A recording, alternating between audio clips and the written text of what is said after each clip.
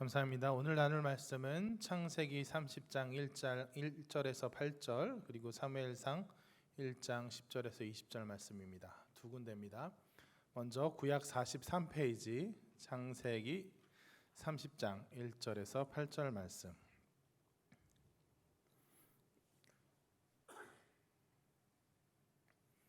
구약 성경 43페이지 창세기 30장 1절부터 8절 말씀 교독하시겠습니다. 라헬이 자기가 야곱에게서 아들을 낳지 못함을 보고 그의 언니를 시기하여 야곱에게 이르되 내게 자식을 낳게 하라. 그렇지 아니하면 내가 죽겠노라.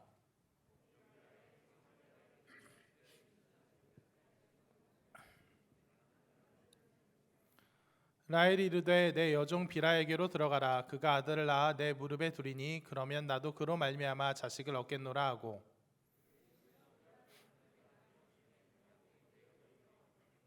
비라가 임신하여 야곱에게 아들을 낳은지라.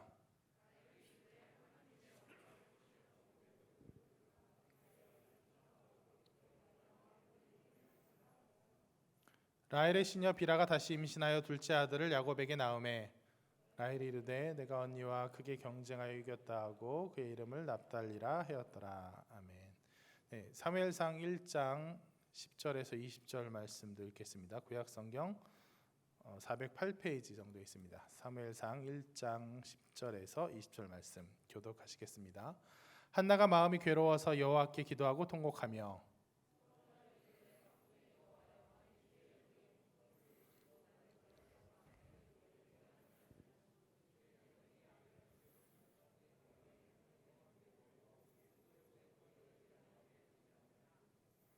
그가 여호와 앞에 오래 기도한 동안에 엘리가 그의 입을 주목한즉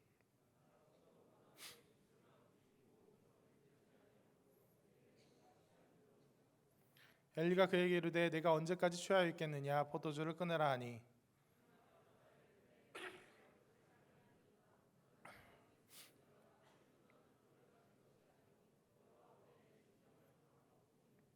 당신의 여종을 악한 여자로 여기지 마옵소서. 내가 지금까지 말한 것은 나의 원통함과 격분됨이 많기 때문이니이다 하는지라.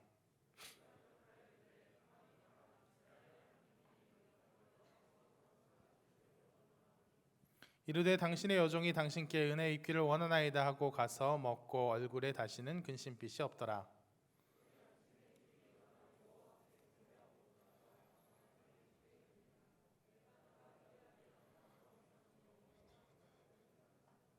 같이 읽겠습니다. 한나가 임신하고 그때가 이름에 아들을 낳아 사무엘이라 이름하였으니 이는 내가 여호와께 그를 구하였다 함이더라. 아멘.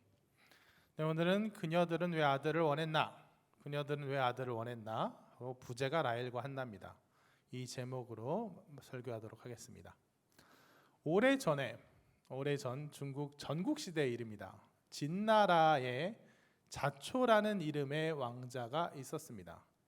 왕자 하면 엄청나게 잘 나가겠구나, 대단하겠구나 라고 느껴지지만 당시 그의 아버지 안국군은 20명이 훨씬 넘는 아들이 있었고 그중 자초는 별로 본인도 그렇게 뛰어났던 것 같지 않고 별로 사랑받지 못하는 첩의 자식이었기 때문에 아버지의 관심을 거의 받지 못했습니다. 그래서 왕의 아들은 아니었는데 그때 태자의 아들임에도 불구하고 사이가 좋지 않던 초나라의 볼모로, 그러니까 인질로 끌려갈 정도였어요. 그러던 그의 인생은 그러다가 그의 인생이 갑자기 변한 사건이 일어나는데 어떤 사건으로 인해서냐면 그가 아버지의 부인의 양아들로 들어가면서 그의 인생이 바뀌게 됩니다. 네, 지금 민호 형제가 한창 헷갈리는 얼굴을 하고 있는데 이렇게 얘기하면 뭔 소리야? 아버지의 부인의 양아들, 아버지의 부인이면 어머니잖아요. 어머니의 양아들, 이게 뭐야 싶죠? 복잡하게 생각할 게 없이 자기 친어머니는 누굽니까? 아버지의 첩이었어요. 그런데 본부인은 따로 있어요. 본부인이 따로 있는데 이 본부인이 아이가 없는 겁니다. 그래서 이 본부인 입장에선 어때요? 이제 지금은 남편이 나를 사랑해주고 나에게 많은 걸 주지만 이 남편이 죽으면, 이 왕이 죽으면 자기는 완전히 끈떨어진 뒤웅박이 될 것 같은 거예요. 남편이 죽으면 이제 자기가 직접 낳은 아들이 없으니 남편의 다른 부인, 첩의 아들이 이제 왕위에 오를 텐데 그럼 걔가 왕 돼서 자기 엄마나 챙기지 나를 챙기겠나? 나를 거들떠보기나 하겠나 싶은 거죠. 그래서 이제 이 본부인이 걱정하고 있는데 그 중에 이 자초가 선물을 바리바리 싸들고 아버지의 이 본부인, 화양 부인이라고 하는데 이 부인을 찾아가서 제안을 하는 거예요. 부인, 제가 어머니로 모시겠습니다. 그러니 내가 다음 왕이 될 수 있도록 날 밀어주세요 하는 거예요. 진짜 어머니는 따로 있는데 그럼 법적, 사회적으로는 이 본부인의 아들이 되는 겁니다. 그러면 이제 다른 왕자들은 다 서자고 이 자초만이 본부인의 아들, 적장자로서 이제 왕위를 물려받게 되는 거죠. 그래서 이 자초 입장에서는 다음 왕이 될 수 있어서 좋고, 이 본부인 입장에서는 지금 남편이 죽은 다음에도 왕의 어머니, 뭐 대왕 대비 이러잖아요. 어머니로서 자기 지위를 유지할 수 있기 때문에 서로 윈윈의 거래를 마친 거예요. 그렇습니다. 거래예요. 이것은 어머니와 아들 관계지만 사랑의 관계가 아니라 그저 거래 관계인 거예요. 그래서 결국 자초는 왕이 되고 그 본부인은 왕 대비가 되고, 그래서 자초가 낳은 아들이 진시황이다 이런 얘기가 있습니다. 그건 중요한 게 아니고, 오늘 본문 사건도 마찬가지예요. 오늘 설교의 제목이자 오늘 설교의 주제를 관통하는 질문이죠. 라헬은 왜 자기 몸종 비라를 남편 야곱의 첩으로 줘가면서까지 남편에게 합법적인 바람을 허용하면서까지 아들을 원했는가? 우리는 얼핏 모성애 때문 아니야 하고 혼동할 수 있어요. 아닙니다. 모성애 때문이 아니에요. 단지 자신의 법적, 사회 경제적 위치를 유지하기 위해서예요. 남편 야곱이랑 결혼을 했는데 자기만 결혼했습니까? 아니잖아요. 언니 레아도 함께 야곱이랑 결혼을 했어요. 남편이 야곱이 나를 더 사랑해 주는 거, 아니 어쩌면 나만 사랑해 주는 것 같은 건 참 다행인데, 이상하게 어떻습니까? 나는 애가 태어나지 않아요. 언니 레아한테만 쑥쑥 애가, 특히나 아들들이 쑥쑥 루벤, 시므온, 레위, 유다 넷이나 줄줄이 생겨요. 그러니까 이 라헬의 마음이 어떻겠어요? 일단 감정적으로도 시기 질투가 막 나지만, 일단 첫째로는 단지 감정 문제가 아니라 일단 첫째로는 당장 자기의 사회적 체면과 지위가 문제가 돼요. 뭐냐면 당시에 자식은 하나님이 주신 복으로 여겨졌어요. 그래서 하나님 말씀 잘 들으면 네가 큰 민족을 이루고 아이 많이 낳고 막 풍족해지고, 그러니까 반대로 아이를 낳지 못하면 저주받은 거, 죄받은 거 이렇게 여겨졌단 말이에요. 그러니까 넌 무슨 죄가 많아 아들을 못 낳냐, 이런 무식한 질문이 그냥 통용되던 시대였어요. 그러니까 라헬 입장에서 내가 이 아들을 못 낳는 게 자신의 사회적 지위를 엄청나게 깎아먹는 거예요. 그리고 다음으로는 아까 말했던 그 본부인처럼 미래가 걱정이 되는 거예요. 지금은 남편 야곱이 날 사랑해 주니까, 커버해 주니까 괜찮아도 남편이 죽고 나면 어때요? 어떻게 돼요? 레아의 아들이 부족장이 될 텐데 나를 괄시하면 어떡하지?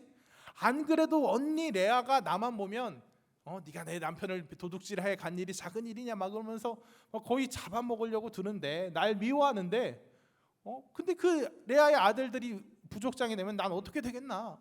아이들 이름도 그래요. 언니 레아가 아이들 이름 짓는 것도 르우벤 바라 아들이다, 막 뽐내 자기 보라는 듯이 짓고, 시므온 하나님이 내가 사랑받지 못함을 들으셨다, 내 억울함을 들으셨다 막 이렇게 짓고, 레위 하나님이 이제 내 아들들이 이렇게 줄줄이 나오는데 결국에는 아들들이 죄의 내 편인데 결국에는 남편도 야곱도 내 편 들게 될 거야. 연합 레위. 마지막에는 내가 하나님을 찬양하리라. 하나님도 내 편이 될 거야. 유다. 이렇게 자기 라헬 들으라는 식으로 짓는데, 라헬 입장에서 자칫 잘못하면 말년의 인생이 엄청나게 꼬일 것 같은 거예요. 그래서 어떻습니까? 오늘 본문을 보면 라헬도 나름 방법을 찾은 거예요. 몸종 비라를 통해서 아들을 낳아서 그의 법적인 엄마가 됩니다. 이 아들로 인해서 자녀 없는 저주받은 여자, 이 타이틀을 떼어버리고 이 수치를 풀고, 나아가 이 아이를 혹시 다음 때 족장으로 만들어서 내 지위를 유지할 수 있을까 하고 기대를 거는 거예요. 오늘 본문 30장 6절 한번 봅시다. 라헬이 이르되 하나님이 내 억울함을 푸시려고 내 호소를 들으사 내게 아들을 주셨다 하고 이로 말미암아 그의 이름을 단이라 하였으며. 고정해 주세요. 여기서 주목할 것은 내 호소를 들으사라는 단어의 문장에 한번 주목해봐야 될 것 같아요. 하나님이 내 호소도 들으셨다, 내 호소 역시 들었다라는 이제 원문의 표현이에요. 이것은 뭘 겨냥하고 있냐면, 너만 들었냐? 너 맨날 언니 레아를 겨냥한 말이에요. 언니 레아가 보라 아들이다, 하나님이 내 억울함을 들으셨다, 시므온 하나님이 나에게 은혜를 주셨다 하고 계속 이렇게 얘기하니까 그때마다 그럼 난 뭐야? 하나님 그럼 난 버렸다는 거야? 이렇게 생각했던 거예요. 그래서 언니가 낳은 아들 시므온, 하나님께서 들으셨다라는 뜻의 시므온을 겨냥해서 하나님이 내 호소도 들으셨어, 나도 이제 꿀릴 거 없어 하고 이름을 지은 겁니다. 너만 아들 있냐? 나도 있다. 그리고 이름을 뭘로 짓냐면 단이라고 지어요. 이것은 억울함을 푸심, 심판, 정당성. 뭐예요? 여태까지 라헬은 야곱에게 사랑받았지만, 야곱에게 엄청난 사랑을 받아서 정말 당당할 수 있었지만 완전하진 못했어요. 마냥 당당하진 못했어요. 자식이 없었으니까. 하지만 이제 아들을 얻었기 때문에 당당해진 거예요. 내가 누구에게도 꿀릴 필요가 없어진 거예요. 그러니까 라헬이 단이란 이름, 나 이제 당당해 라는 이름을 레아에게 들이민 거는, 나도 이제 꿀릴 거 없어, 나도 이제 후계자 경쟁에 참여할 수 있어, 한번 해보자 하는 선언이에요. 레아는 넷을 낳았고, 네 아들을 낳았고, 라헬은 하나지만 라헬은 그만큼 자신만만해요. 야곱이 사랑하는 게 내 아들이니까, 나기 때문에. 그리고 어쩌면 야곱의 뒤를 이을 것은 사랑받는 그녀의 아이들일 것이기 때문에 당당하다는 거예요. 그리고 이후 비라가 또 임신해서 둘째 아들이 태어납니다. 그러자 30장 8절 띄워주세요. 라헬이 이르되 내가 언니와 크게 경쟁하여 이겼다 하고 그의 이름을 납달리라 하였더라. 둘째가 태어나요. 비라가 또 둘째를 낳으니까 또 법적으로 라헬의 아들이 되죠. 이러자 라헬은 완전히 자신만만해집니다. 내가 언니와 경쟁하여 크게 이겼다라고 하여 이름을 납달리, 경쟁, 결국 경쟁에서 승리함, 이런 뜻으로 지어요. 아니 저쪽은 넷이고 이쪽은 둘인데 4대인데 왜 이겼다 그래요? 물론 숫자로는 열세지만 이 정도면 됐다 이거예요. 이 정도면 게임 끝이다 이겁니다. 남편의 사랑을 받는 나와 내 아들, 숫자로는 4대이지만 야곱의 총애가 여기 있기 때문에 내가 유리하다, 내가 이겼다, 아마 두고 봐라, 아마 야곱은 다음 족장을 이 중에서 뽑을 거다라고 얘기하는 거예요. 그러자 어떻습니까? 레아 입장에서 뭔 소리야, 내가 아들 넷이고 얘네들이 첫째 둘째고 더 훌륭하고 뭐 그럴 리가 없지 하고 무시할 수 있으면 좋겠는데, 레아 또한 그럴 수가 없는 거예요. 4대 2여도 불안한 거예요. 그래서 자기가 직접 낳은 내 아들이 있음에도 불구하고 레아가 어떻게 하느냐? 자기 또한 몸종 실바를 야곱의 첩으로 줘요. 그래서 두 아들 갓하고 아셀을 낳습니다. 그래서 4대 2에서 6대 2로 벌려놓고 나서야 설마 아니 이 6명을 외면하고 저 2명 쪽 편을 들진 않겠지 하고 그나마 안심이 되는 거예요. 레아는 그런 자신이 얼마나 마음이 아팠겠어요. 그런 레아는 그런 자신이 정말 너무 비참하고 애통했을 거예요. 언제 제가 얘기했죠. 지난주에 레아의 다섯째 아들 이름이 왜 이삭아인지 살펴보면 야곱이 얼마나 나쁜 놈인지, 레아와 그 아들들의 상처가 어떤지 알 수 있다고 했는데, 오늘 바로 다루게 됐어요. 바로 이 대목입니다. 그런 레아의 마음을 하나님께서 불쌍히 여기셔서 아들을 낳게 하시니 그의 이름이 이삭알, 값인 거예요. 30장 18절 한번 띄워주세요. 레아가 이르되 내가 내 시녀를 내 남편에게 주었으므로 하나님이 내게 그 값을 주셨다 하고 그의 이름을 이삭알이라 하였으며. 얼핏 보면 이해가 안 되죠. 내가 내 시녀를 남편에게 주었으므로, 내가 몸종 실바를 남편 야곱에게 첩으로 주었으므로 하나님께서 내게 값을 주셨다. 얼핏 보면 뭔 얘기야 싶어요. 아니 야곱이 치르면 모를까? 야곱이 그래 나 첩 하나 더 줘서 고마워 하고 치르면 모를까? 하나님이 왜 그 값을 치러주신다는 거야? 하나님이 그렇게 시키신 일도 아니고, 심지어는 오히려 그렇게 첩을 두는 거는 하나님이 좋아하시지 않는 일인데 왜 하나님이 값을 치러주셔? 잘했다 하고 값을 치러주신 게 아니라 레아의 입장에서 내가 아들 넷이 있는데도 여기 내가 직접 낳은 아들 넷이 있는데도 저기 라헬이 양자 2명 데려온 거를 이길 자신이 없어서 내가 남편에게 첩을 내 손으로 갖다 주면서까지 아들 둘을 더 낳아야 되는 이 심정을, 그 아픔을 하나님께서 아시고 그만큼 비참한 일, 그만큼 마음 아픈 일 겪었으니 그 마음을 위로해 주신 거예요. 그 마음에 대한 보상을 주신 거예요. 진짜 하나님 진짜 섬세하신 분인 것 같아요. 아무튼 그렇게 이사갈이, 그래서 그렇게 이사갈이 태어나고 그 뒤에 또 스불론이 태어나게 됩니다. 그래서 이제 레아와 라헬이 어떻게 되냐면 8대 2가 돼요.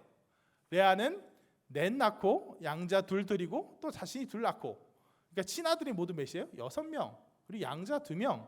라헬 쪽은 어떻습니까? 양자만 달랑 둘이에요. 그러니까 이제 뭐 대세가 굳어진 것 같은데, 그러다가 어때요? 드디어 라헬에게도 아들이 태어납니다. 누구예요? 요셉이에요.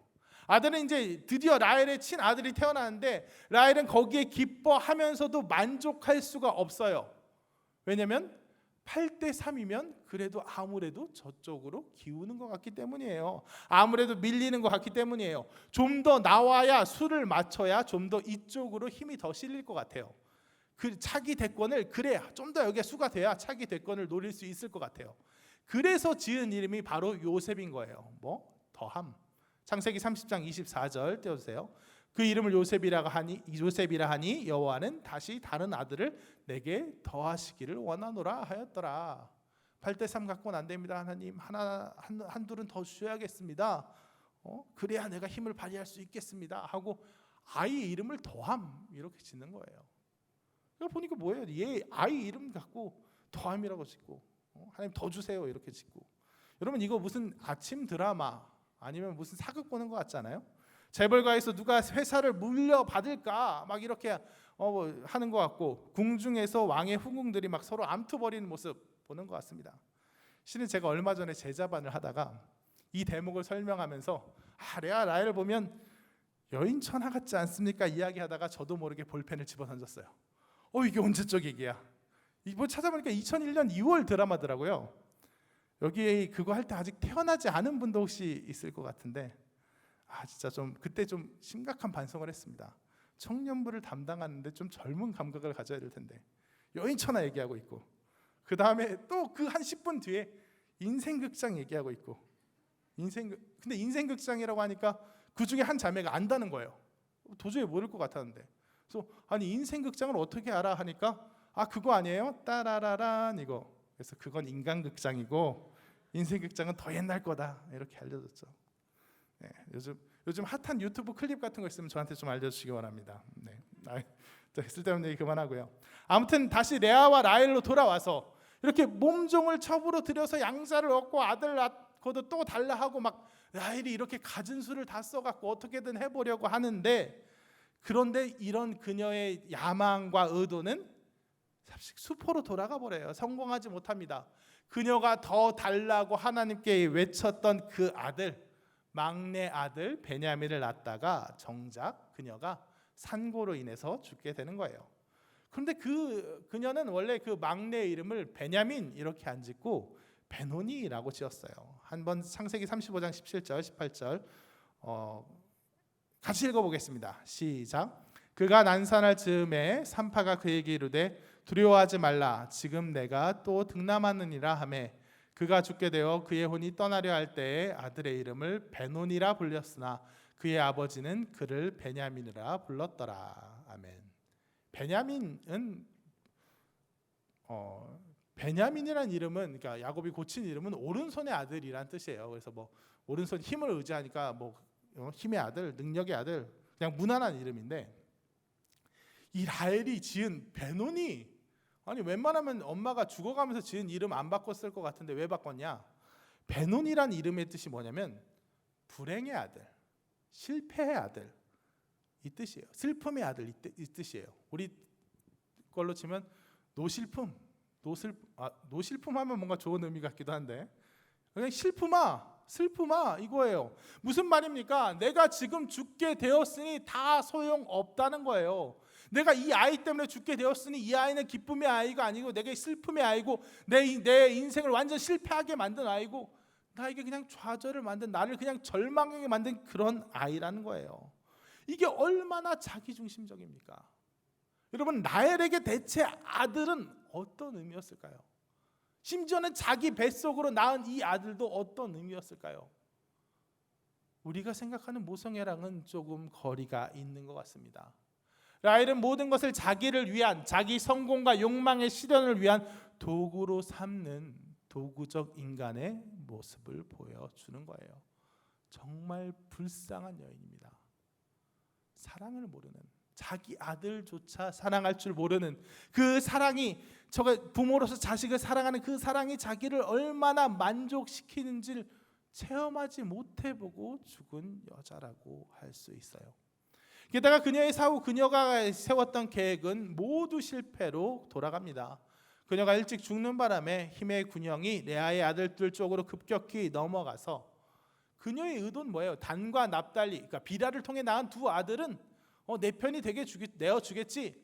요셉 태어난 다음에는 그래, 요셉과 함께 힘을 합쳐서 저 레아의 아들과 대결해 주겠지 생각했지만, 그녀가 18절에 그녀가 죽자마자 22절, 창세기 35장 22절을 띄워주세요. 이스라엘이 그 땅에 거주할 때에 르우벤이 가서 그 아버지의 첩 비라와 동침하매 이스라엘이 이를 들었더라. 아멘. 뭐예요? 단과 납달리, 비라의 아들들이 자기 아들 요셉의 힘이 되어주리라 기대를 했는데, 요셉과 베냐민을 지켜주리라 기대했는데, 그가 죽으니까 어때요? 이쪽 라헬 계열의 그 힘이 하나도 없어지는 거예요. 이제 완전히 달랑, 이제 태어난 베냐민하고 아직 어린 요셉밖에 없으니까 이쪽은 다 그냥 힘이 없어지고, 레아의 아들들이 꽉 잡으니까 비라마저 저쪽으로 넘어가는 거예요. 르우벤이 비라와 동침하다, 이거는 사실 남녀의 감정 문제라기보다는 이 당시의 문화에 가까워요. 이 당시, 물론 하나님이 그렇게 하라고 하신 건 아닌데, 그 당시 근동의 문화, 아브라함을 둘러싸고 있는 주변의 그 문화를 살펴보면 어떠냐? 아버지가 죽잖아요. 그러면 장남, 후계자가 뭘 물려받냐면 아버지의 재산과 또 아버지의 첩을 물려받습니다. 당시 우리가 보면 되게 야만적인 건데, 그러니까 이 르우벤이 비라랑 찼다, 이 얘기는 뭐냐면 아들들이 이제 똘똘 뭉쳐서 아버지를 배제하고, 뭐예요? 형이잖아, 우리 형이 아버지 거 물려받아야 되잖아, 차기 족장은 형이잖아 하고 아버지 야곱을 상속받아버린 거예요. 그러면 이제 비라도 거기에 동참해서 비라의 아들 단과 납달리도 이제는 라헬 계열이 아니라, 요셉과 베냐민 편이 아니라 이쪽 레아의 아들들 편으로 넘어온 거예요. 실제로 어떻습니까? 요셉이 애굽으로 팔려갈 때, 그 전에 죽이려고 하기도 했을 때, 단과 납달리, 라헬의 몸종 비라에 낳은 단과 납달리 또한 거기에 동참하잖아요. 요셉을 지켜주지 않잖아요. 그래서 라헬이 이렇게 주도 면밀하게 자기가 어떻게든 해보려고 했던 모든 계획이 그녀의 죽음과 함께 다 수포로 돌아가는 모습을 볼 수 있어요. 그러니까 라헬은 정말 가련한 사람입니다. 사랑을 모르고, 정말 희생을 모르고, 그것이 자기를 얼마나 만족시켜 주는지, 아들을 낳아 기르는, 자식을 낳아 기르는 원래의 기쁨과 행복도 알지 못하고 자기 욕망의 만족을 위해서 그 모든 것을 도구로 삼다가 그나마 실패하고 삶을 끝내버린 그런 가련한 사람이에요. 그리고 또 하나, 오늘 본문, 우리가 읽은 두 가지 본문 중에 또 하나의 인물이 있습니다. 바로 한나입니다. 한나의 처신은 어떤가요? 라헬과 놀라울 정도로 흡사해요. 남편에게 두 아내가 있습니다. 엘가나에게 두 아내가 있습니다. 남편이 사랑하는 건 자기인데 아들은 누구에게만 나옵니까? 저 여자, 다른 여자에게만 나옵니다. 브린나에게만 나옵니다. 그래서 그 브린나가 자기를 격분시켜서 자기가 너무나도 괴롭고 힘듭니다 해요. 하지만 그 상황은 너무나도 흡사하지만 한나는 어떻게 합니까? 한나는 그 아픔을 가지고 하나님께 가지고 나옵니다. 창세기 사무엘상 1장 7절 8절 먼저 읽겠습니다. 사무엘상 1장 7절 8절 같이 읽겠습니다. 시작. 매년 한나가 여호와의 집에 올라갈 때마다 남편이 그같이 하매 브닌나가 그를 격분시키므로 그가 울고 먹지 아니하니 그의 남편 엘가나가 그에게 이르되 한나여 어찌하여 울며 어찌하여 먹지 아니하며 어찌하여 그대의 마음이 슬프냐 내가 그대에게 10 아들보다 낫지 아니하냐 하니라. 아멘. 그러니까 한나가 애가 없으니까 너무 괴롭고 브닌나가 또 화를 격분시키니까 약 올리니까 너무 막 울면서 막 우울해하고 있으니까 엘가나가 내가 있잖아 위로를 해도 되지 않았다는 거예요. 그리고 그 이후 오늘 읽은 부분에 어떤 얘기가 나옵니까? 그것을 하나님께 가지고 나와서 정말 모든 걸 쏟아내면서 기도해요. 정말 하나님 앞에 오래도록 기도하더니 하나님 앞에 나와서 자기의 원통함과 격분함을 오래도록 기도하니까 마치 엘리가 보고 저 여자 술 취한 거 아니야? 하고 그 사람을 꾸짖을 정도로 오해하고 꾸짖을 정도로 하나님 앞에 오래 자기의 모든 것을 다 토해내면서 기도합니다. 그리고 그 기도한 끝에 어떤 해결을 보느냐? 사무엘상 1장 18절 띄워주시고 같이 읽겠습니다. 시작. 이르되 당신의 여종이 당신께 은혜 입기를 원하나이다 하고 가서 먹고 얼굴에 다시는 근심빛이 없더라. 아멘.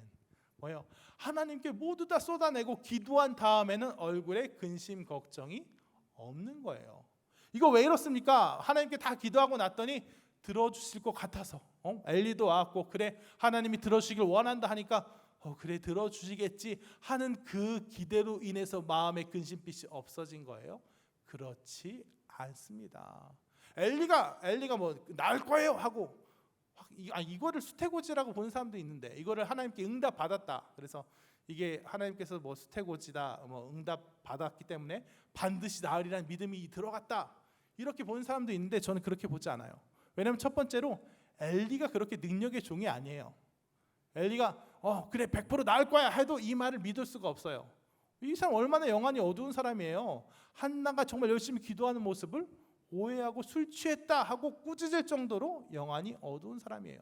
두 번째는 엘리의 말도 뭐냐면 엘리가 그래 나을 거야 하나님이 들어주실 거야가 아니라 들어주시길 원한다라고 했어요. 그러니까 뭐예요? 자신은 없는 거죠. 자신도 하나님에 대한 하나님께 아뢰어 묻고 응답받고 이게 사실 구약의 제사장들은 그거를 할 수 있는데 이제 못하는 거예요. 이 사람은 영안이 어두우니까. 그렇기 때문에 한나가 정말 마음의 근심과 걱정이 없어진 이유, 근심빛이 없어진 이유는 그래 하나님 나에게 아들을 주실 거야가 아니에요. 그가 하나님께 모든 걸 다 쏟아내는 가운데 그 한나의 부족함을 아들에 대한 부족함을 하나님께서 채우신 거예요. 사무엘상 1장 8절 우리가 아까 읽었던 그 구절 보면 뭐라고 나옵니까? 한나가 아들이 없는 걸 갖고 괴로워하니까 내가 있지 않아 남편이 내가 있지 않아 내가 여러 아들보다 낫지 않아 내 사랑으로 부족해 이렇게 얘기하죠. 하지만 한나는 그 남편으로 인해서는 그 아들의 부족이 안 채워서 계속 슬퍼했던 거예요. 하지만 어떻습니까? 한나가 하나님께 간절히 간구하고 하나님의 이름을 부르짖는 가운데 하나님이 그 한나의 마음을 채우신 거예요. 하나님께서 그에게 이르되 한나여 어찌하여 울며 어찌하여 먹지 아니하며 어찌하여 그대의 마음이 슬프냐. 하나님께서 한나에게 내가 너에게 10 아들보다 낫지 아니하냐 하시니까 한나의 마음이 만족스러워진 겁니다. 한나가 하나님께 대한 믿음, 하나님을 온전히 의지하고 하나님과 동행하였더니 하나님께서 그의 마음을 가득 채우셔서 한나에게 그래요 하나님 계시니까 괜찮습니다. 하나님께 내 모든 문제를 맡기니까 나는 모든 문제 맡기고 하나님 책임지실 거니까 나는 만족스럽습니다. 꼭 아들을 내게 주실 것이기 때문이 아니라 그 문제는 하나님께 달린 문제고 나는 그저 하나님께서 이끄시는 대로 순종하기만 하면 하나님께서 나를 가장 좋으신 길로 이끄실 것을 확신하기 때문에 근심빛이 없어지는 거예요. 그렇기 때문에 한나는 만족스러웠던 겁니다. 그래서 한나가 이후에 그녀가 간구한 대로 아들을 낳았는데 이 아들은 그냥 아들이 아니에요. 그냥 나를 만족시키고 남들 다 있는 아들 나도 있어야 되겠다. 남들이 아이가 없으니까 나를 비웃으니까 나 있어야겠다. 그런 의미의 아들이 아니라 내가 끼고 앉아서 귀여움도 보고 내가 그 자라나는 모습 보면서 나를 만족시켜야겠다 하는 내가 중심이 된 그런 아들이 아니라 뭐예요? 이 아이는 물론 부모로서 아이를 사랑하지만 하나님이 날 사랑하시는 증거인 거예요. 하나님이 내 기도, 내 간구를 들으신 하나님의 응답의 의미로서의 아이인 거예요. 그래서 이 아이의 이름이 또한 뭐냐? 사무엘, 시므온, 사무엘. 히브리서에선 다 비슷한 얘기입니다. 히브리어에선 다 비슷한 얘기예요. 하나님께서 내 간구를 들으셨다라고 하는 거예요. 그렇기 때문에 이 아이 한나에게 그저 아이가 아니에요. 그저 내 아이가 아니라 하나님에 대한 사랑의 아이로서 하나님께서 날 사랑하신다는 증거의 아이로서 기도의 응답의 아이로서 받아들이는 겁니다. 그렇기 때문에 그렇게 하나님이 주신 아이임을 알기 때문에 한나는 그가 서원한 대로 하나님 이 아이를 내게 주시면 내가 이 아이를 하나님께 드리겠습니다 하고 하나님께서 내게 응답하셨으니 이후도 하나님이 책임지실 줄 믿습니다. 내가 이 아이가 너무 어린 나이여서 좀 더 품에 안고 싶은 모성애가 있지만 하나님께서 더 좋게 책임지실 줄 믿고 하나님께 영원히 맡길 수 있는 거예요. 한번 사무엘상 1장 27절 28절을 같이 읽겠습니다. 시작. 이 아이를 위하여 내가 기도하였더니 내가 구하여 기도한 바를 여호와께서 내게 허락하신지라.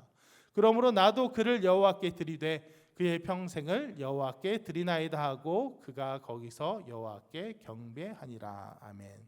무슨 말이냐면 이 아이 하나님께서 주신 아이니까 하나님께 약속한 대로 드립니다. 사무엘이 평생 나실인이 되었음을 뜻해요. 이 나실인이 된다는 것은 먼저 머리를 깎지 않고 삭도를 깎지 되지 않는다 이렇게 하죠. 머리를 깎지 않고 포도주를 마시지 않고 그래서 정결한 것에 떠나서 하나님의 일을 한다는 의미인데 동시에 부모 입장에서는 어떤 의미냐? 부모에 대한 봉양 의무에서 벗어나는 거예요. 재산을 상속받고 나를 위해 나를 기쁘게 하고 나를 섬기는 의미가 아니라 이제는 내 아들이 아니고 하나님의 아들이다 라고 선포하는 거예요. 어떻습니까? 나의 시선에서 보면 그렇게 되면 어때요? 이 아들은 쓸모없는 아들이에요. 나에게 도움이 전혀 되지 않는 아들이에요. 나의 노후를 책임져 줄 수 없고 내가 분인날을 제치고 엘가나의 그 재산을 계속 유지해서 물려받고 내 지위를 유지하는데 전혀 도움이 되지 않는 그런 아들이 되어 버리는 거예요.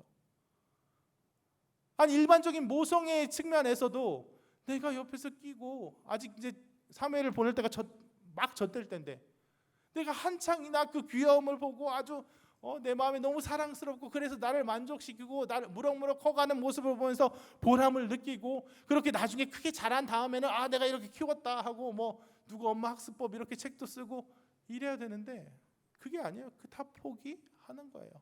하나님께 정말 애타게 간구하며 얻은 아들인데 그 아들로 인해서 얻을 수 있는 것은 다 포기하는 거예요. 하나님께 다 내어드리는 거예요. 그 아들로 인해서 그 아들이 나를 사랑하고 나를 봉양하고 어떻게 해서 얻을 수 있는 게 아니라 하나님께서 나에게 사랑의 증거로 보내주신 아들이니까 나 그저 그 아들을 사랑하는데 사랑하기 때문에 뭐예요? 하나님께서 잘 키우실 줄 믿고 떠나 보냅니다. 나 그저 그 아들을 사랑하는 목만 취하고 아들을 주시면 하나님께서 나를 아들을 주시면 내가 그 아들을 사랑하는 목만 취하고 사랑받는 목은 포기하겠습니다. 하나님께 그저 드리겠습니다. 왜? 사랑하는 몫으로도 충분하기 때문에 사랑받는 게 문제가 아니라 그 사랑하는 기회를 주시면 그것이 나를 가장 행복하고 충만하게 하기 때문에 그 고백인 거예요. 한나의 고백이. 그래서 한나와 라헬은 너무나도 달라요. 라헬에게 자식은 뭐였습니까? 나를 만족시키기 위한 수단이고 도구예요. 내가 다음 대권을 주겠다. 내가 다음 대권을 주 자기 족장의 어머니가 되겠다. 내가 계속 저 얄미운 레아의 코를 납작하게 만들고야 말겠다 하는 자기를 만족시킨 지극히 자기 중심적인 사람의 수단이고 도구에 불과했어요. 그래서 그 어떻습니까? 그녀의 인생은 만약 그녀가 일찍 죽지 않고, 그래요, 요셉 베냐민 쑥쑥 자라고 야곱이 요셉을 사랑해서 나중 지난주에 얘기했듯이 일 잘 꾸미고 해가지고 끝내 요셉이 족장이 되고 어떻게 하고 저떻게 하고, 그러면 뭐합니까? 진정한 사랑을 모르는데, 자기 애를 낳아서 키우는 것도 다 그 애를 도구로만 삼고 수단으로 보기 때문에 전혀 그 사랑이 뭔지를 모르고 기쁨이 뭔지를 모르는데, 일찍 죽어서가 문제가 아니라 실패해서가 문제가 아니라 아예 그 기쁨과 행복의 길을 아예 모르는 가련한 사람이었고, 한나는 어떻습니까? 한나는 자기 문제를 하나님께 갖고 가서 솔직히 간구하는 가운데 하나님께서 그녀를 채우시는 것을 경험한 사람이에요. 내가 어떤 하나님 뭘 주십시오, 자녀를 주십시오 했을 때 자녀를 받아서가 아니라 하나님이 그래 내가 너한테 자녀를 줄게, 널 기쁘게 할 수 있는 조건들을 너에게 줄게, 그것으로 널 만족시킬게, 그러니 너 그것에 의해서 네가 만족해, 여기에 머무르는 게 아니라 그 문제를 가지고 나의 부족과 결핍을 가지고 하나님께 갖고 갈 때 하나님께서 그걸 해결하셔서 나를 만족해 하는 것이 아니라 하나님의 사랑 가운데 들어감으로써 그 문제가 사랑으로 해결되는, 내가 하나님이 나를 책임지시고 나를 사랑하신 그 사랑이 나를 더 커지게 만들어서, 문제보다 더 커지게 만들어서 문제가 해결되는 것이 아니라 내가 문제보다 더 커지게 만들어서 이제는 그 문제가 내게 문제가 안 되는 그런 은혜를 체험한 사람이에요. 그래서 사랑받는 것보다 자기 하나님의 형상이 온전히 회복된 거죠. 사랑하시는 하나님, 누군가를 사랑함으로써 스스로를 만족시키는 그 하나님의 형상대로 누군가를 사랑할 때, 그로 인해 사랑받을 때가 아니라, 그로 인해 뭔가를 이득을 취할 때가 아니라, 나를 만족시킬 때가 아니라 누군가를 사랑할 때 그 자체로 만족할 수 있는, 최고의 만족을 누릴 수 있는 그 하나님의 형상, 사랑의 형상을 깨닫고 그 기쁨을 누리고, 그럼으로써 어린 아들 사무엘을 기꺼이 내어보낼 수 있는 것. 사랑하는 목만 취하고 사랑받는 목은 취하지 않을 수 있는 그 비밀을 아는 그 한나는 너무나도 다른 사람, 너무나도 큰 은혜의 사람이었다는 거예요. 그러면 여러분, 우리가 선택해야 될 길이 어디입니까? 단언컨대 한나의 길입니다. 우리가 이 세상, 우리의 주변의 지체들 무슨 눈으로 바라봐야 됩니까? 한나의 눈입니다. 갈수록 세상은 자기중심적이 돼가고 있어요. 갈수록 내가 너무 중요한 거예요. 내가 너무 소중해요. 현대인의 관점에서 이 세상의 탄생은 언제 탄생했느냐? 언제 탄생했나요? 성경 보면 5,000년 전인데 과학이 발달하면서 60억 년 전 이렇게 얘기하잖아요. 그런 얘기 말고 현대인의 관점에서 이 세상의 탄생과 이 세상의 종말이 언젠가, 누가 한 얘기가 있는데 언제라고 했냐면 당신이 태어났을 때가 이 세상의 탄생이고 당신이 죽을 때가 이 세상의 종말이다, 이렇게 써놨더라고요. 거기에 많은 사람이 동감하는 시대가 됐어요. 내가 태어나기 전에 뭔 일이 있었는지 뭔 상관이에요. 내가 죽은 다음에 무슨 일이 있는지 뭔 상관이에요. 그 말이 뜻하는 바는 뭐예요? 모든 것이, 이 세상 모든 것이 나와 관계에 있어서만, 나를 만족시키느냐 그러지 않느냐에 있어서만 의미가 있다는 거예요.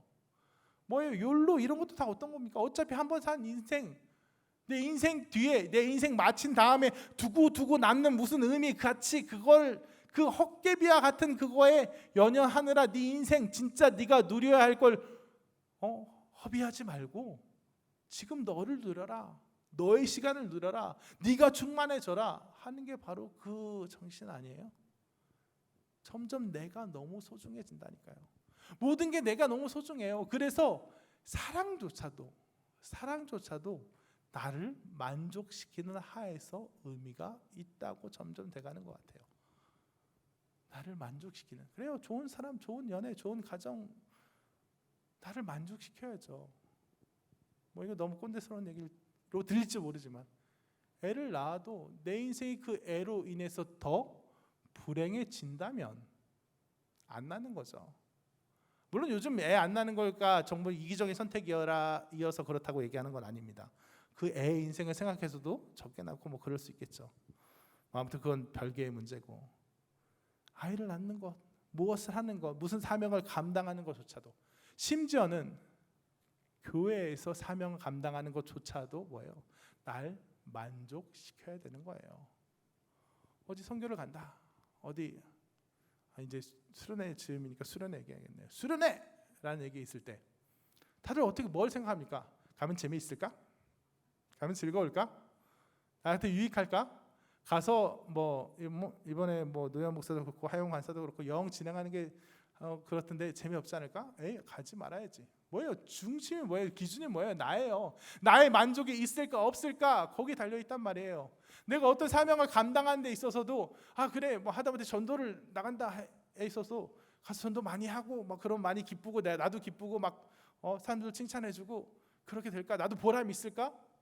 그럼 가고, 갔는데 여긴 척 봐도 그냥 얼핏 보기만 해도 거기 가도 열매도 없을 것 같고 어려울 것 같고 많은 사람들 날 힘들게 할 것 같고, 그럼 뭐 하러 가냐? 안 가는 거예요. 지극히 중심이 내가 되고 있다는 거예요. 여러분, 나를 내려놔야 됩니다.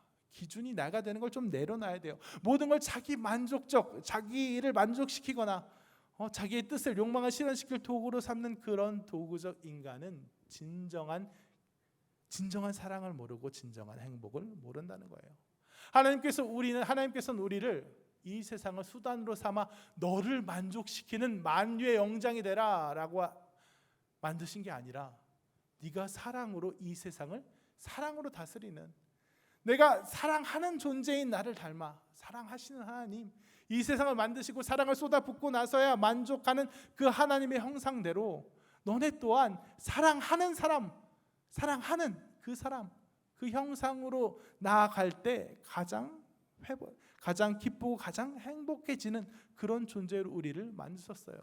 그래서 하나님께서 우리 아브라함에게도 약속하신 게 뭐예요? 내가 너로 큰 민족을 이루고 내게 복을 주어 내 이름을 창대케 하리니 너는 복이 될지라. 개역 한글판 복의 근원이 될지라가 더 좋다고 제가 눈에 얘기하는데, 제 취향으론 복의 근원, 남에게 복을 끼치는 사람, 남에게 사랑을 전하는 사람, 네가 내 말 잘 들어서 너에게 하나님 복을 막 쏟아줘서 엄청난 많은 것을 누려서 잘 나가는 게 아니라, 그게 내가 너한테 원하는 복, 그게 네가 진짜 누릴 최고의 복이 아니라, 네가 나를 잘 따라와서 내가 맡기는 그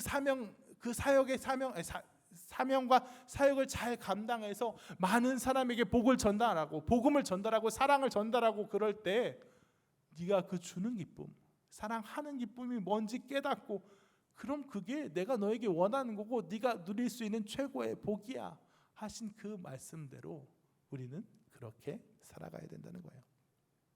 그러므로 여러분, 나를 내려놓으십시오. 이 말을 하나 들자면, 내가 너무 내까짓 게 뭔데, 이게 내까짓 게 뭔가 하는 그 말이 좀 너무 강한데, 이건 무슨 얘기냐면, 제가 한번 얘기한 적이 있는지도 모르겠어요. 제 후배 저한테도 대학교 젊은 시절이 있었습니다. 당연하겠죠. 제가 한 3학년 됐을 때, 이제 3학년이 보통 이제 새내기 OT 이런 걸 준비하잖아요. 세터라고 불렀는데, 이제 3학년 됐으니까 이제 2학년 후배를 시켜서 이제 이번에 새로 신입생들한테 일정이 이렇게 됐는데 꼭 와라, 재밌을 거다, 즐거울 거다, 막 이렇게 이야기하라고 전화를 돌린단 말이에요. 근데 그 중에 한 명이 이제 02학번 하면 또 너무 옛날 얘기라 또 드러났는데, 아무튼 1학년 새내기가 전화를 받고, 그 친구가 마음은 안 그런데 말투가 조금 시니컬해요. 그래서 이름 얘기해도 돼? 이소뭐였는데 우리는 그 친구를 냉소 뭐라고 불렀어요. 항상 냉소란 별명으로 불렀는데, 그 친구가 막 선배가 막 이거 재밌을 거예요, 뭐 어쩌고 꼭 오세요 막 얘기를 하니까, 그냥 가면 재밌겠죠, 가면 재밌죠, 즐겁죠, 막 좋은 곳이죠 라는 그런 의도에서 얘기한 건데, 말이 이상하게 나가서 제가 거기 가면 후회하지 않을까요? 이렇게 물었대요. 그러니까 후회 안 하겠죠, 재밌을 겁니다 하고 끊고 나서 그 후배가 저한테 왔고, 얘가 어떻게 얘기하는 줄 알아요? 내가 가니까 후회하지 않을게요 이렇게 얘기했어요. 지가 뭔데 이러면서 그 이후에 그 후배가 입학했을 때 한 2년간 그걸 갖고 놀렸습니다. 니까짓 게 뭔데, 네가 좀 와서 네가 와갖고 재미없으면 그만이지. 넌 재미없으면 안 돼? 막 하면서 후회하지 않을게요. 이거 갖고 엄청 놀랐는데 생각보다 재미가 없네요. 재미있는 예화로 제가 쓰려고 그랬는데 아무튼 막 그 후배를 공일학번 후배가 계속 놀렸는데 니까 진게 뭔데 너 재미없으면 안 되냐? 그게 학교 생활이지. 그래 일단 와봐야 재미 있는지 없는지 알지. 그래야 사람들 만나고 하지 막 하고 막 얘기했는데 그 중에 니까 진게 뭔데 라는 말이 사실 저는 아직도 약간 마음에 남아요. 뭐냐면 우리의 자세가 그렇다는 거예요. 내가 가서 재미없으면 후회하지 않을까? 하다못해 OT 가는 것도 내가 뭐 할 때 내가 뭐 하면 그 OT가 나한테 뭘 가져다 줄까? 나를 만족시킬 수 있을까? 나를 행복하게 할 수 있을까? 나에게 무엇을 가져다 줄까? 거기에 너무 집착한다는 거예요. 그게 너무 중요한 일로 여긴다는 거예요.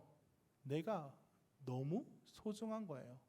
하지만 OT는 가든 말든 상관없지만 하나님이 주신 사명을 감당하는 데 있어서 내가 사랑의 몫을 감당하는 데 있어서 종종 그것을 내가 짓게 뭔데 하고 내려놓을 필요가 있단 말이에요. 정말 큰 일이에요. 정말 큰 사랑이에요. 정말 큰 몫이에요. 근데 내가 하기 싫은 경우가 있어요.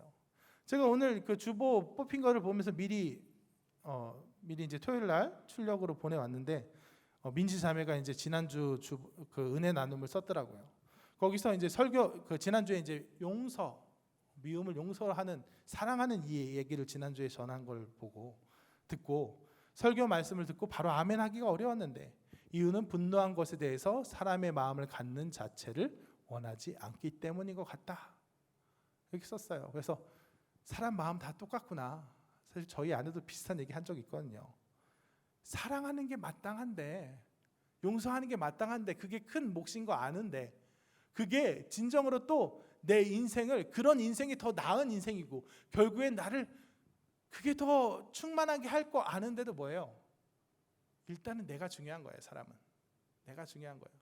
근데 민자는 정말 솔직하게 얘기한 것 같아요. 그래서 이제 그걸 내려놓기 위해서 기도해야겠다 그렇게 마무리해서 참 제가 은혜를 받았는데 우리 역시 마찬가지예요. 하나님께서 우리에게 사랑의 몫을 주시고 사랑의 사명을 주시고 그 몫을 다하기를 원하고 계시는데 우리는 알아요. 거기에 동의해요 하면서도 어때요? 종종 나를 내려놓지 못해서 그것이 당장 나를 만족시키지 않기 때문에 나아가지 못하는 경우가 너무 많은 것 같습니다. 그러므로 그럴 때 내가 그게 그렇게 중요하나? 내가 그렇게 하면서 기분이 좋고 나쁘고가 그렇게 중요해? 그까짓 게 뭔데? 내까짓 게 뭔데 하면 좀 그러니까 그까짓 게 뭔데? 내가 이 일을 하면서 사람들한테 비난받고 욕 먹고 그래서 마음이 우중충해질 수 있겠지, 우울해질 수 있겠지, 화가 날 수 있겠지. 하지만 그게 그렇게 중요해? 그까짓 게 중요해? 하고 우리에게 주신 사랑과 사명의 몫을 향하여 내가 어떤 것을 누리고 내가 어떤 것을 받느냐, 어떤 피드백을 받느냐가 아니라 하나님께서 주신 그 가치, 그 사랑을 바라보고 거기에 순종하고 나가는 그런 우리가 되었으면 좋겠습니다. 말씀을 정리하도록 하겠습니다. 한나와 라헬과 한나 두 여자가 있었습니다. 상황은 둘 다 너무나도 똑같았습니다. 아이가 나오지 않고 남편은 날 사랑하고. 하지만 그 두 사람의 상황은 비슷했지만 그 두 사람이 원했던 해결책은 전혀 달랐습니다. 하나님을 대신하려는 하나님이 안 주시면 나도 생각이 있습니다 하고 나아갔던 그 라헬은 하나님의 은혜를 몰랐고 사랑을 몰랐고 그래서 모든 것을 수단으로만 여기다가 결국 실패하고 말았습니다. 하지만 하나님께 내 문제를 가지고 나가 이 문제 해결이 아니라 그 문제보다 커지는 하나님의 그 사랑, 하나님께서 나를 만족시키는 그 사랑을 알게 된 한나는 그 문제 이상의 믿음과 그 문제 이상의 충만함을 누릴 수 있었습니다. 사랑받는 그녀에게 아들은 이제 내가 아들을 끼고 안고 아들로 인해서 뭘 얻고가 아니라 그저 사랑할 대상으로만 내가 사랑하는 몫만 남겨둘 수 있었습니다. 그러므로 한나는 성공했습니다. 마찬가지로 우리도 여러 가지 문제와 상황 속에 있습니다. 그 문제와 상황, 여러 가지 문제와 상황들이 나를 만족시키기도 하고 또 나를 격분케 하기도 할 것입니다. 하지만 그런 가운데 진정한 하나님께서 우리에게 바라시는 진정한 사명과 사랑의 몫에 대해서 생각하시기 바랍니다. 중요한 게 무엇입니까? 내가 만족하고 내가 성공하고 내가 그것을 향해 내가 무엇을 누리는 것이 중요한 것이 아니라, 그것이 진짜 나를 행복하게 만드는 것이 아니라, 우리를 진정으로 행복하고 충만하게 만들 수 있는 것은 우리가 하나님께서 원하시는 사랑과 사명의 몫을 감당할 때, 우리가 원래 그렇게 만들어졌기 때문에 우리 안에 있는 하나님의 형상을 그 사랑을 만족시킬 때 우리가 진정한 기쁨과 행복, 충만함을 누릴 수 있음을 깨닫고 하나님을 의지해서 하나님의 뜻을 향해 나아가는 우리 모든 청년들 되시길 진심으로 축원합니다. 잠시 기도하겠습니다. 하나님 아버지, 감사합니다. 오늘 라헬과 한나를 통해서 정말 우리 인생에서 진정 중요한 것이 무엇인지, 우리를 진정 만족시킬 수 있는 것이 무엇인지 나누어 보았습니다. 모든 것을 수단으로 삼아 나의 만족, 나 자아의 만족을 꾀했던 라헬은 정말 비참하고 불쌍한 인생으로 끝났습니다. 하지만 내 문제를 하나님께 맡기고 나아가며 내 만족이 아니라 하나님의 뜻이 이루어지는 것, 하나님의 인도하심에 따라가는 것이 내 행복임을 고백했던 한나는 하나님 가운데 정말 사랑의 가장 깊은 경지를 체험했습니다. 아버지 하나님, 우리 역시 하나님 앞에서 하나님의 형상대로 만드신 그 사랑의 능력을 우리 인생에서 체험하며 살게 하여 주시옵소서. 사랑받는 것이 아니라 사랑받고 무언가 이득을 취해서 나를 기쁘게 하는 것이 아니라, 사랑하는 그 사명을 다할 때 우리 인생 충만하여지고 정말 행복해지고 진정한 기쁨에 거할 수 있는 그 비밀을 우리가 알게 하여 주시옵소서. 예수님의 이름으로 기도했습니다.